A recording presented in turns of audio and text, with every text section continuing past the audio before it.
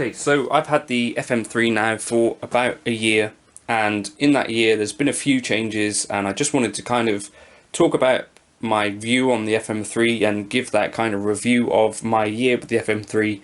Would I buy it again? It's not going to be a long video, and also look at maybe what the future is going to bring. So first of all, to answer that question, yes, I would buy it again. I think it's a really great piece of kit. I feel like it's a really good gateway into the Fractal world. If you've not dipped your toe into those particular waters before, your experience may be like mine. When I first got the FM3, it was kind of overwhelming, the amount of choice that you've got.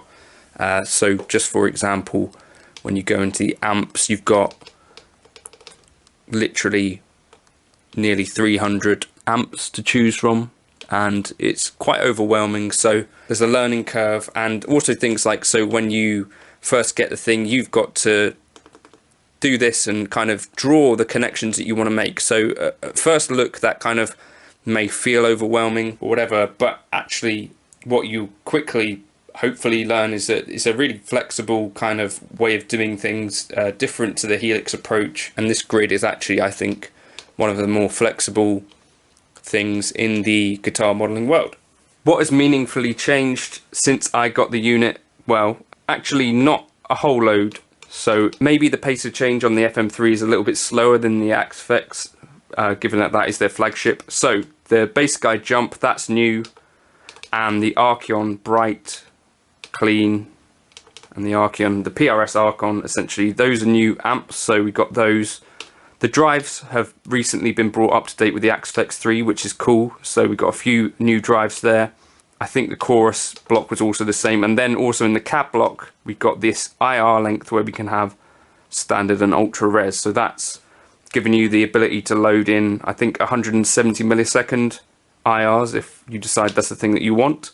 One other really cool thing that arrived for gigging is this performance page. So I showed this in a video the other day, but essentially you could be on a gig and, you know, this will be your kind of normal view, but you could just page across, you could be living on this view if you want to, and you can have these surface edits to things that you normally have to go into a menu to do. So you can assign this to be whatever you want. So at the moment I've got the amp settings, the reverb mix and the delay mix. So that's really quite an effective way to solve that issue of menu diving when you're on a gig. So yeah, in terms of what's coming in the future, I think the Cygnus update is supposed to be coming to the FM3, and I think it's expected sort of imminently. I don't know if that is the case or not, but I imagine that's the next thing sort of coming down the pipe.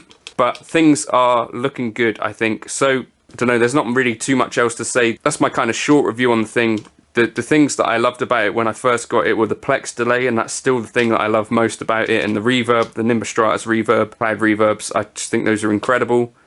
And the flexibility that you have within the delay block to go in and change things like diffusion, delay time for 8 different delay lines.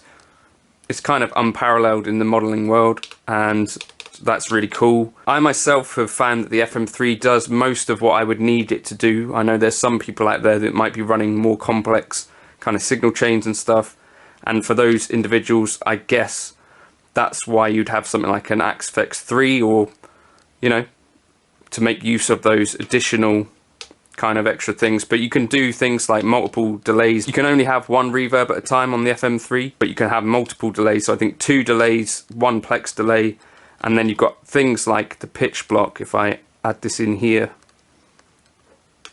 where you've also got the ability to do things like crystal echoes, which has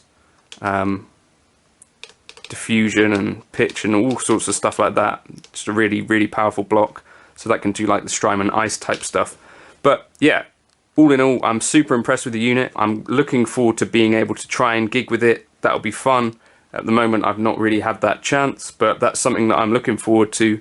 And I think a great unit, all in all, and the switching and all that stuff is super flexible. And even with 3 switches, to me, I can do pretty much all I think I need to do with the gig if I just had this and an expression pedal. So yeah, all in all, I would give it a solid 17 out of 10. I think it's a great unit. I don't imagine too many people would be disappointed with this if they had bought one. But let me know in the comments if you are one of those people, or equally if you're one of those people who does enjoy your FM3. Every time I turn it on and try out something new, I'm ending up impressed, which is a good thing, I think, and it doesn't get boring. So you've got all of these, like the train wrecks were always my favourite thing, but there's loads and loads and loads of other great amps in there. So maybe I'll try and discover some more stuff on that, but there's so much there waiting to be discovered, so that's kind of cool about it. Anyway, hopefully that was vaguely interesting to one person. If you want to like and subscribe, you could. And yeah, more FM3 stuff on the channel, more Helix stuff, more lesson stuff coming up later on today. So hopefully there'll be something for most people. Catch you in a bit.